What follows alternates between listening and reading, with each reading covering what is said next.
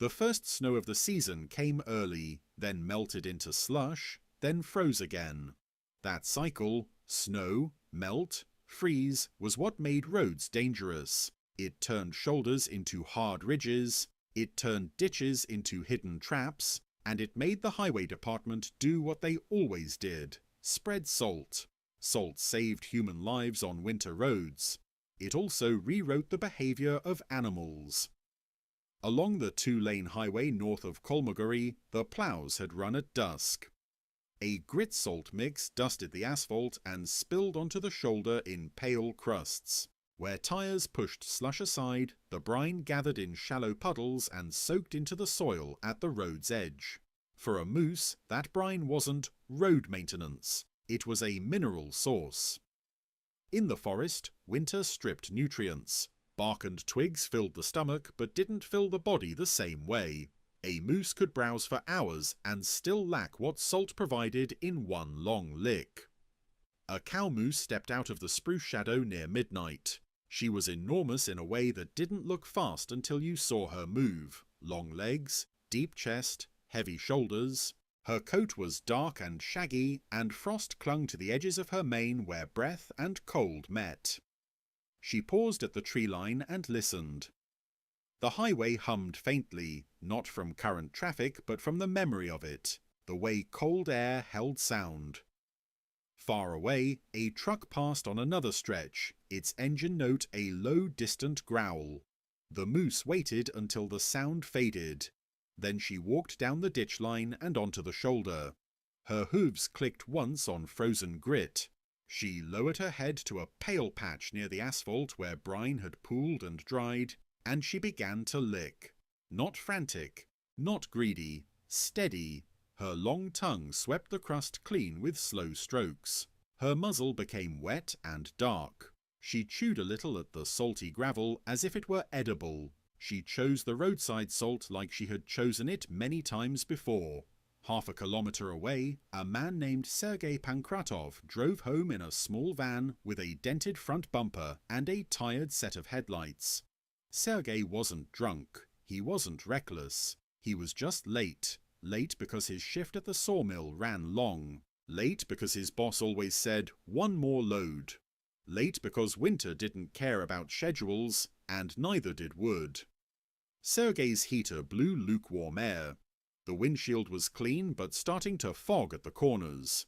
The road ahead looked dry in the centre, slick at the edges. He drove at a speed he considered safe. Safe for a road, not safe for what the road attracted. His phone buzzed in the cup holder, message from his wife, asking if he was close. Sergei glanced down for half a second, then back up.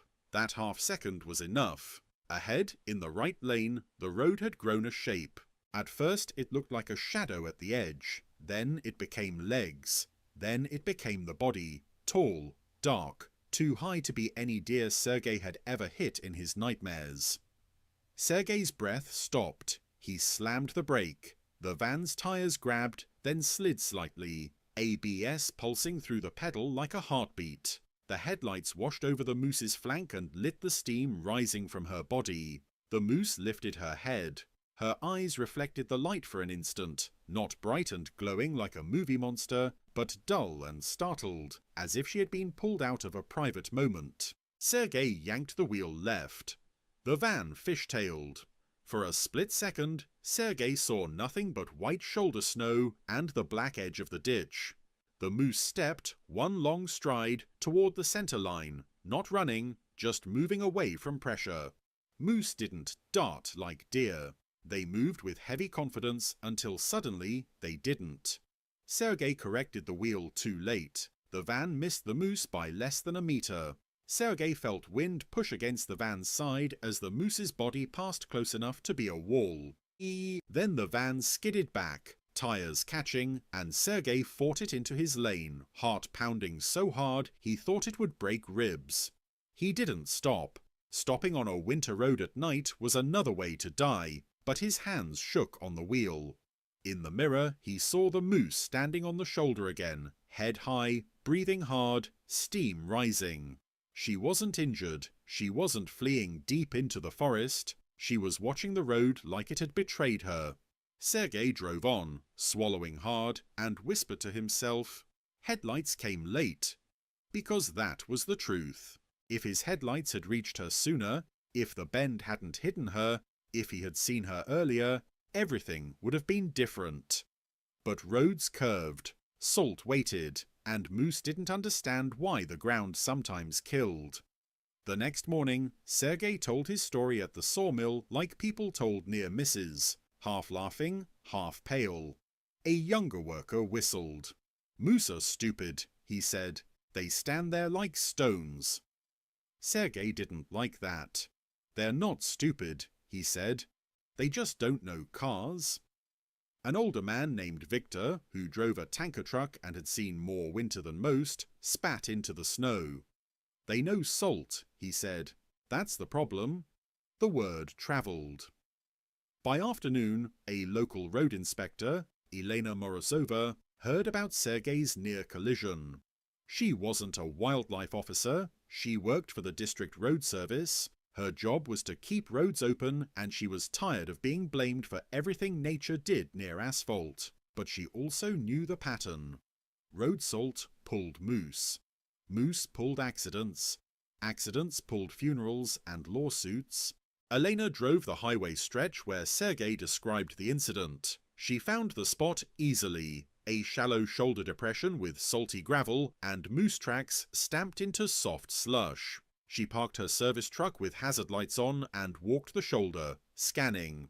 A young man in a green jacket approached from the forest side. Wildlife ranger Pavel Siomin, called in by the sawmill foreman who didn't want to lose workers to a predictable crash. Pavel nodded at Elena. "You saw the tracks," he said. Elena's mouth tightened. "Yes," she replied, "and I know what you'll say." Pavel shrugged. "Move the salt," he said anyway, "or reduce it." Elena snorted once. "And let cars slide into ditches?" she asked. Pavel's voice stayed calm. "I'm not asking you to make roads dangerous," he said. "I'm asking you to stop making the shoulder taste like minerals." Elena crossed her arms. "We can't control where the brine goes," she said. Pavel pointed to the ditch line. "You can change drainage," he said. "You can pile snow berms. You can put up moose warning reflectors. You can do something." Elena knew he wasn't wrong. She also knew budgets and schedules and the way something often became nothing because winter didn't wait for paperwork. That evening, Elena returned with 2 workers. They built a crude snow berm along the shoulder at the worst lick spots, pushing ploughed snow into a higher ridge so moose would have to step up and over to reach the salty edge. It wouldn't stop a determined animal, but it would add friction, add hesitation, add a moment of decision. Pavel placed reflective warning signs at both approaches to the bend and installed a small battery-powered light marker that blinked softly at night. Not bright enough to blind drivers, but enough to draw attention. "Will this work?" Elena asked, watching the workers pack snow with shovels. Pavel's answer was honest.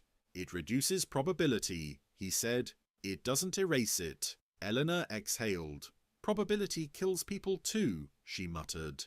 That night, Pavel waited in his vehicle near the bend, engine off, watching the shoulder through binoculars. He didn't like waiting, but predators and prey taught him that patience was part of this work. Near midnight, the moose returned. The same cow, Pavel suspected, based on track size and gait. She approached the shoulder from the same tree line, paused at the new snow berm, and hesitated. Her ears moved, her nostrils flared. She tested the berm with one hoof, feeling the packed snow. Then she stepped over it. Slowly, she reached the shoulder and lowered her head. She began to lick again. Pavel's chest tightened. "Of course," he murmured. The berm wasn't enough. The craving was stronger than inconvenience. Then headlights appeared around the far curve. Another vehicle approaching. Pavel watched what happened next with the kind of cold focus that came from knowing consequences. The blinking marker reflected in the windshield of the oncoming car. The driver slowed slightly. The moose lifted her head at the first wash of light. Not late this time, earlier. That mattered. She stepped back toward the berm, but her long legs moved awkwardly on icy shoulder. The car slowed more, brake lights pulsing. For a moment, everything balanced. Moose, car, distance. Then a second car came from behind the first, faster, impatient. Its headlights filled the road behind like a pushing hand. The first driver sped up slightly, pressured. The moose hesitated again, caught between retreat and confusion. Pavel swore under his breath. Humans created pressure like animals did, only worse because they did it with machines. The first car passed safely. The second car came too fast. The driver saw the moose late. Headlights came late again. Pavel watched the second driver swerve, tires sliding, body weight shifting. The car missed the moose, but clipped the berm and fishtailed into the opposite lane, coming within a breath of oncoming traffic that wasn't there at that moment. The car straightened and sped away, not stopping. The moose stood frozen, head high, breathing hard. Pavel exhaled slowly. His hands trembled from adrenaline even though nothing had hit. He realized the truth with sharp clarity. You could fix the berm. You could add lights. But as long as drivers treated the road like a place where only cars existed, the salt would keep creating near deaths. And the moose would keep returning, because she didn't know she was gambling with steel. She only knew the road tasted right. A week later, winter tightened. The temperature dropped. The shoulder froze harder. Salt was spread heavier after a freezing rain. The road looked clean, almost safe, which was the most dangerous look a winter road could have. Sergei drove the same stretch again after his shift. Earlier this time, he had listened to Pavel's warning at the sawmill. Slow at bends, scan shoulders, watch for dark shapes. Sergei wanted to be careful. He also wanted to get home. On the same night, a young couple, Dima and Katya, drove from the city toward a nearby lake cabin. They were excited, talking, music low, heat high. They weren't reckless, but they were unfamiliar with rural winter patterns. They trusted the road to behave like roads did in cities, predictable. The moose returned as she always did. Salt didn't stop being salt. She stepped over the berm again, now worn down slightly by plows and wind. She licked the shoulder, pulling minerals with long, slow tongue strokes. Then she heard engines. 2 sets of headlights approached from opposite directions. Sergei's van from one side, Dima's car from the other. Pavel wasn't on duty this night. He couldn't be there every night. That was the cruel math of rural safety. Sergei saw the reflective warning sign and slowed. Dima saw it too, but less distinctly. His windshield had a light film of fog at the edges. He turned the defrost higher, eyes forward. The moose lifted her head at the first wash of light and stepped back toward the berm. But this time she didn't retreat far enough. She moved into the road itself, one heavy step into the lane, confused by 2 light sources, unsure which direction was safer. Sergei's stomach dropped. He hit brakes instantly, van nose dipping. Dima saw the moose a fraction later. Headlights came late. Dima swerved right, toward the shoulder, exactly where the berm and ice waited. His tires slid. Sergei swerved left, trying to create space. For a split second, all 3, moose, van, car, occupied the same narrow stretch of winter asphalt. The moose turned her head, ears wide, body rigid. She tried to move, but her legs were too long for quick correction. Moose didn't pivot like cats. They shifted like cranes. Sergei's van stopped just short, ABS chattering. Dima's car skidded sideways, still moving, not fully under control. The impact didn't happen the way people imagined crashes. There wasn't a dramatic explosion. There was a dull, heavy slam as the car's front corner struck the moose's shoulder, the physics of mass and speed colliding with bone and muscle. The moose folded, not neatly, not gracefully, collapsed into the lane, legs tangling. Dima's car spun and slid into the ditch, engine coughing, then dying. Sergei sat frozen behind his windshield, breath coming fast, eyes wide. He forced himself to move. He pulled the van to the side, hazard lights on, and grabbed his phone with shaking hands. He ran, careful on ice, toward the ditch. Katya was crying inside the car, hands trembling, face pale. Dima was conscious, head bleeding from a cut near his hairline, eyes wide with shock. "We're okay," Dima stammered, voice cracked. Sergei nodded, throat tight. "Stay still," he said. "I'm calling." He called emergency services, giving location markers, trying to keep his voice steady. Then he looked back toward the road. The moose lay in the lane, breathing in huge, slow heaves, steam rising. Her eyes were open. Her chest rose and fell like a bellows. Sergei's stomach twisted. He had avoided hitting her once, but the road had not avoided her forever. A truck approached from far away, headlights bright. Sergei waved his arms and stood in the lane, risking himself to force the truck to slow. The truck driver braked hard, stopped, and turned on hazards. Two men stepped out and stared at the moose. One whispered a curse. Sergei's voice was rough. "Do not go close," he warned. "She can kick." They stayed back. Minutes passed like hours. The moose's breathing slowed. She tried once to lift her head, failed, and let it fall back to ice-slick asphalt.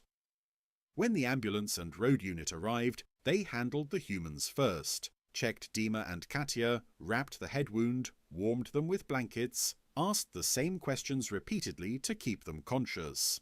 Then the wildlife response came. Late, as it often did, because there were only so many officers and so many miles. A man in a reflective vest approached Sergei. "You the one who called?" Sergei nodded, voice broken. "She was licking the salt," he said. "They always do." The officer looked at the moose and shook his head. "Road salt," he muttered. "We've been saying it for years." Sergei stared at the animal, feeling a heavy, helpless anger. Not at the moose, not at the couple, not even at Winter. At the system that kept repeating the same lesson. The officer made the decision that had to be made. The moose was too badly injured to survive. It was kinder to end it quickly than to let it suffer in the cold. Sergei turned away when the shot came. He felt it in his chest anyway. Later, when the road was cleared and the tow truck hauled the damaged car out of the ditch, Sergei sat in his van with his hands on the wheel and didn't drive for several minutes. He looked at the bend. It looked innocent again. Just snow, trees, a pale shoulder, and a warning sign that couldn't change biology. In the morning, the road department would spread salt again. Because they had to, and somewhere in the forest, another moose would feel the mineral ache and remember the taste near asphalt. Sergei finally started the engine and drove home slow. He didn't feel victorious for surviving. He felt older. Because Winter wasn't a villain and moose weren't stupid. They were simply living inside a system where human solutions created animal problems. And sometimes, no matter how careful one driver was, the headlights still came late.